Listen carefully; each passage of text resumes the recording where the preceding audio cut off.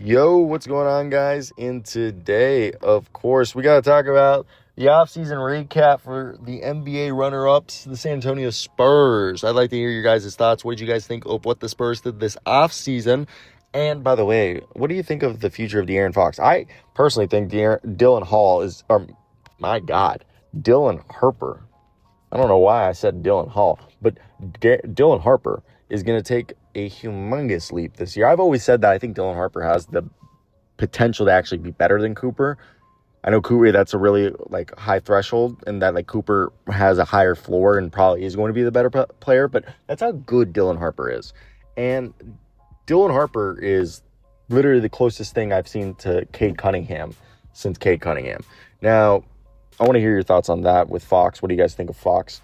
Like, comment, and subscribe, everything in between. We're on the way to 20,000. I can't get there without your guys' help. Assuming that next year, similar lineup of Victor Wembanyama, Champagnie, Vassell, Castle, Fox, with six-man either Harper, Keldon Johnson. They brought in Tobias Harris. They have Harrison Barnes and Carter Bryant as well. Luke Cornett, Terrence Reed. Do you think Jaden Quains is going to play? I think he might just get a red shirt and then just let him heal. They brought back Jordan McLaughlin as a reserve guard, and they have Malik Brown, David Jones-Garcia, and Jacoby Gillespie all on two-ways. So let's break it down and get jiggy with it and talk about the San Antonio Spurs. The Spurs are going to be contenders. The Spurs got their man, Victor Wembanyama, to take a discount. The Spurs are going to be scary. So they went 62-20 last year. Second best rating in the league. They had a plus 8.4 net rating with a top-tiered offense with a rating of 118.7. Elite rebounding team, 52.1% rebound rate, and a high assist rate.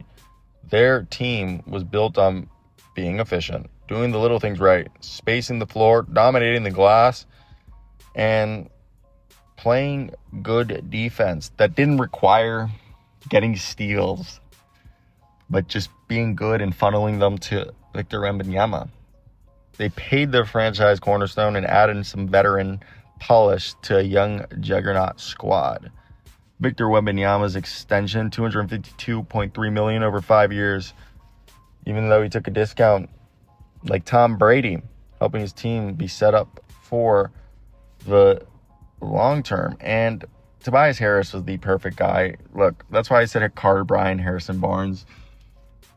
There's a world where Harrison Barnes is playing the same minutes Carter Bryant played last year, and Carter Bryant's playing his minutes, and Tobias Harris is playing the minutes that we all need. They needed a guy who could be a bailout guy, a reliable scorer, who, when everybody else can't score, you can go to.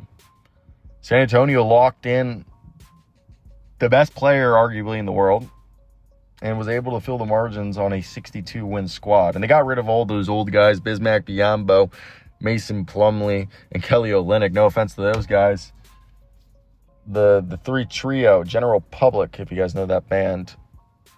Wemby's extension was huge, and they added what needed to be added to a loaded roster. A veteran scorer who can play the 3 or the 4 on a $30.8 million 2-year deal is a bargain. By the way, Terrell Harris, who's the father of Tobias Harris and his agent, is, my God. Parents, take notes from him. Jane Quains and Terrence Reed double tapping at the big. Terrence Reed's a long, 7'5", 7'6" wingspan, rebounding. He's a better version of Deron Sharp. A guy's going to be a double-double machine, shot blocker, perfect for next to Victor Wembanyama. And Jaden Quains could be a better version of, he literally could be Robert Williams before the knee issues, or he could be Robert Williams after the knee issues. Whichever he is, that would be a good player for this team. Malik Brown's a good toolsy front court player. Jacoby Gillespie's a great all-around, a bit undersized floor general. But that's a great haul. Wembanyama on the max extension's great. Harrison Barnes on $8 million coming back's good. McLaughlin's someone they like and a good professional in the locker room. And Julian Champagnie, $45 million, 3 years, one of the best rebounding, shooting forwards in the league. Fox, Castle, Vassell, Champagnie, Wembanyama is the expected lineup. We talked about the second unit already. A top 2 record, a great rebounding team, one with a great balance to be able to attack downhill with their guards, space the floor, or to play with the best defender / future of the league. He's really kind of playing power forward for them / center. They need to be better at creating events defensively, specifically getting deflections, steals, and obviously taking their playoff experience and building upon it. So you could argue maybe bring back Bismack Biyombo or Mason Plumlee. Olynyk was really bad for them, I think.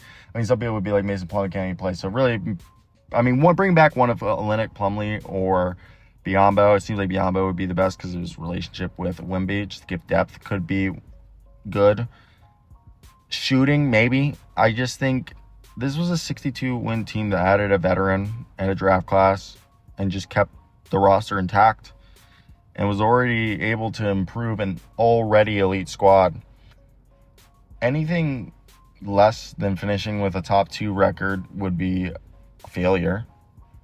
And being anything, except barring injury, being anything less than a legitimate title threat would be a disappointment. I just want to know how far this young backcourt goes in the playoffs. Will De'Aaron Fox bounce back? Does Tobias Harris hold up defensively and not be a liability so he can be out there when you need him? And do you feel comfortable with your backcourt or your front court? Like Luke Kornet I know there's still Luke Kornet, but Luke Kornet, they bled points out there. And like Luke Kornet, that contract's not good anymore. To me, and it's not like you're moving it. And you have Terrace Reed and Jaden Quains out there. Last year, Olynyk shot 49% for the field, 3 points, 2 rebounds, 1.2 assists per game. I just think his time as an NBA player, it might be over. Yeah, he can give you spot minutes as a guy who could play make and grab a rebound or two or shoot. But if he's still trying to play productive ball, you might just take the shot at playing in Europe and hopefully is able to do something there. I don't think they would be in the market for Nick Richards just because of, Jeff Schwartz was Kelly Olynyk, so maybe Jeff Schwartz tries to get some there, but I think they'd either go Mason Plumlee or Bismack Biyombo. Plumlee played better, 1.6 points per game, 2.7 rebounds, 1 assist, while Biyombo averaged less than a point per game at 1.1 rebound a game.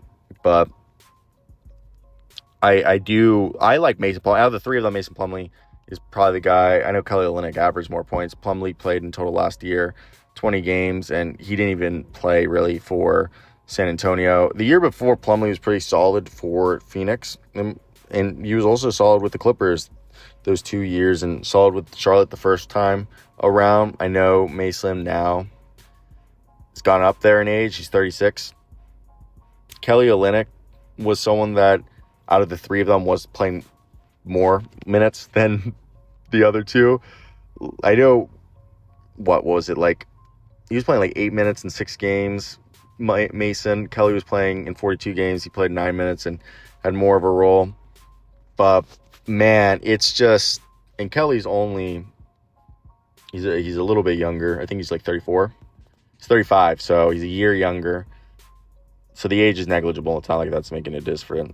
And that's what I mean. It's like Bismack's already been there for 2 years, and he played 6 minutes in the year before. He played a bit more. I think Bismack actually might be the youngest out of the three. He's 33, so there's a world where you could say Bismack's the guy, but also Bismack could be maybe a little older. Who knows? I'm actually dead ass. We don't know. Let me know your guys' thoughts.